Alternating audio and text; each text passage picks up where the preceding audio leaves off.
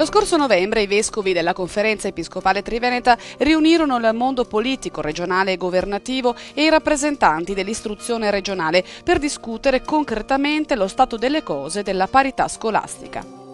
Dopo questa seconda conferenza ci sono state anche le altre conferenze episcopali regionali della Lombardia, del Piemonte e per certi aspetti anche dell'Emilia Romagna, che hanno avviato un medesimo processo di sensibilizzazione e di informazione di tutto il sistema scolastico italiano, presentando l'urgenza dell'autonomia e l'urgenza della parità come contributo, diciamo, alla educazione delle giovani generazioni. Quindi possiamo dire che la nostra Assemblea di Catron è stata quella che ha dato il via affinché la specificità del sistema nel nord, per esempio quante volte ci siamo detti la scuola dell'infanzia da una parte e poi la formazione professionale dall'altra, questa specificità nostra del Veneto è presente anche in buona parte nella Lombardia, un po' in Piemonte, e che però presenta anche aspetti totalmente nuovi in rapporto all'Italia. Quindi noi abbiamo posto questo aspetto creando le condizioni perché ci sia una maggiore responsabilità anche di scelte politiche. Quali sono quindi le aspettative per settembre per le scuole paritarie che già nelle preiscrizioni di giugno hanno registrato un netto calo, soprattutto per le scuole materne?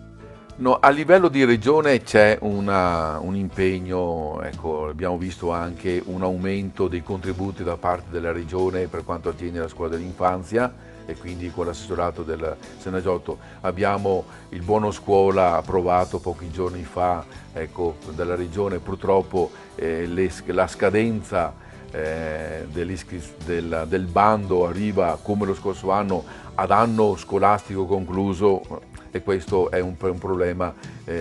all'interno così della regione che non spetta, diciamo, al nostro impegno. Resta però il problema che non è sentito a livello nazionale, cioè tutta questa specificità nostra non è sentita con altrettanta urgenza a livello nazionale. In questi mesi abbiamo avuto anche dei contatti con i due sottosegretari, Doria e la Ugolini, e abbiamo presentato la nostra specificità veneta. Abbiamo incontrato anche il ministro a Torino, il ministro Profumo, il ministro dell'istruzione, ecco, a Torino. Abbiamo presentato anche la nostra realtà veneta. Stiamo a livello del Nord Italia creando una sinergia in maniera tale da presentare un dossier che sia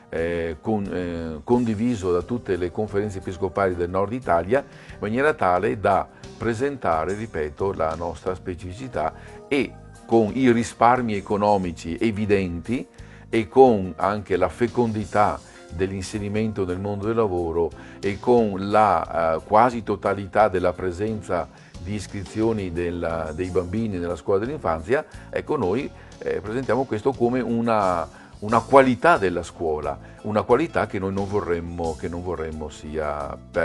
perduta. Purtroppo, non so, questo governo, che si dice governo tecnico, che poi tecnico fino a un certo punto è sempre un governo anche di politico, non so fino a che punto abbia la forza per poter fare anche quelle scelte. Il nostro impegno è di continuare su questa strada.